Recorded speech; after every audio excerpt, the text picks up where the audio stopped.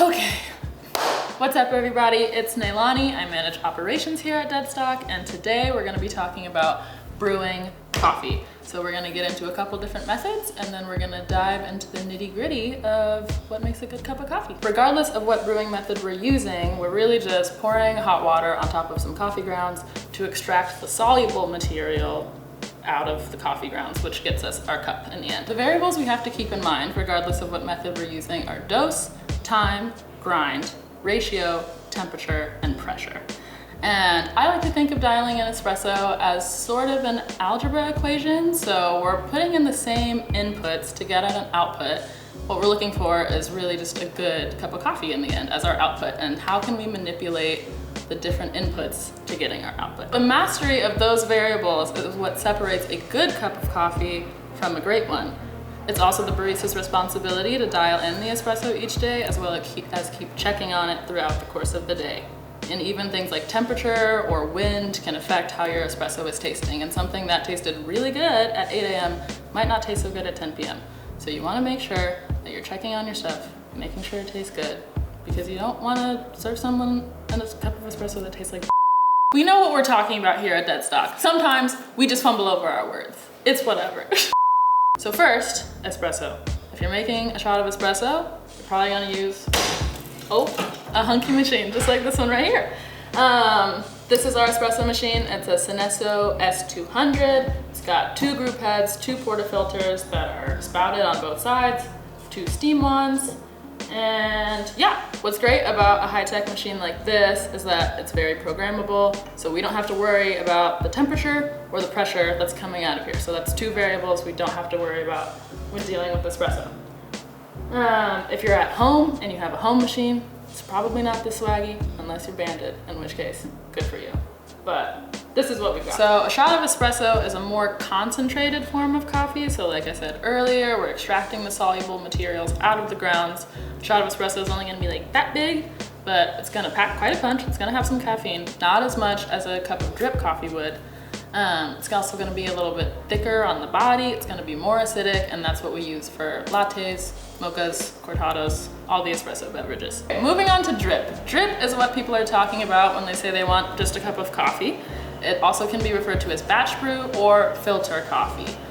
It's gonna have more caffeine in it than a shot of espresso. It's also gonna be lighter on the body, usually a little bit darker, less acidic. You're not gonna be using that for espresso beverages, lattes, things like that. For drip coffee, you're often gonna use maybe a different bean, definitely a different grind size. You're gonna be putting in more water, you're gonna be getting a higher yield out.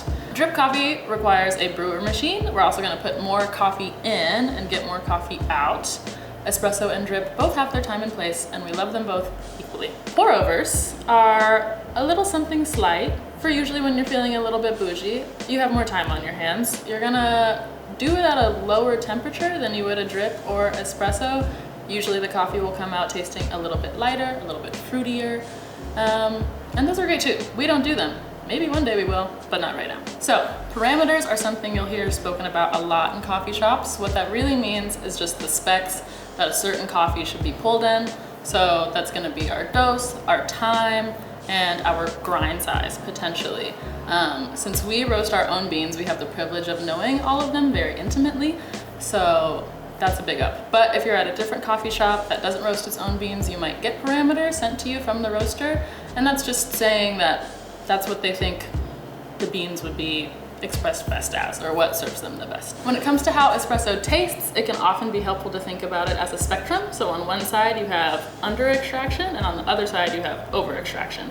An under extracted shot is gonna taste sour, lemon juicy, just not good.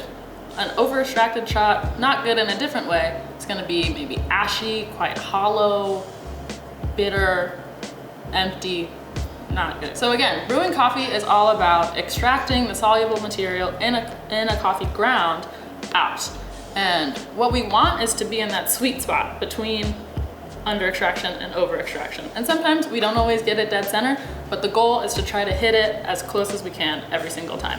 And that's what makes a good cup of coffee. A helpful metaphor for understanding extraction that I like to use is picturing a bucket full of rocks. So if our grind size or our rocks are really, really big and we pour water through it, the water is gonna run through faster than if the bucket was packed with, say, sand.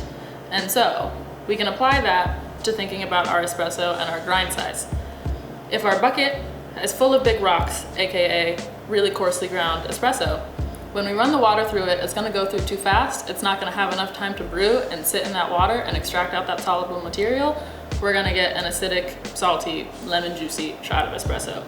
If our puck is packed too tight with that sand type of texture espresso, it's gonna run through really, really slow and it's gonna be overbrewed and just not tight to taste. Again, when we're thinking about grind size, we just wanna think about how we get that sweet spot for our espresso given our bean, given the temperatures that day, and what we're using it for. It can be hard to wrap one's head around all these different things to keep in mind in the beginning. It's very intimidating, I understand. But at the end of the day, just trust your palate. If something's tasting like lemon juice, if something's tasting like a dirty air pot, that tells you something. And you can learn from there. Always try to keep tasting new espressos at different shops, different coffees to keep growing that palate, and you'll just get better and better over time. It's not a big deal. Trust your gut. You got this. And that's espresso.